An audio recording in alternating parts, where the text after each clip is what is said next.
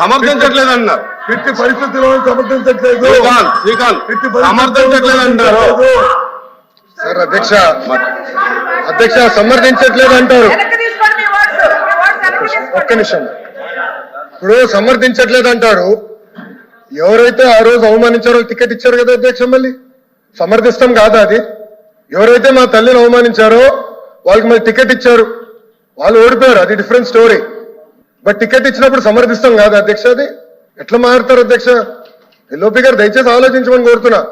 ఆ రోజు సమర్థించారు, టికెట్ ఇచ్చారు, ఓడిపోయారు ఆ వ్యక్తి. దానికనే ఏమంటారు అధ్యక్ష? సో దయచేసి ఆనాడు చంద్రబాబు నాయుడు గారు 2.5 సంవత్సరాలు నాకు గుర్తున్నంత వరకు అధ్యక్ష 2.5 years హౌస్కి వెళ్ళారు.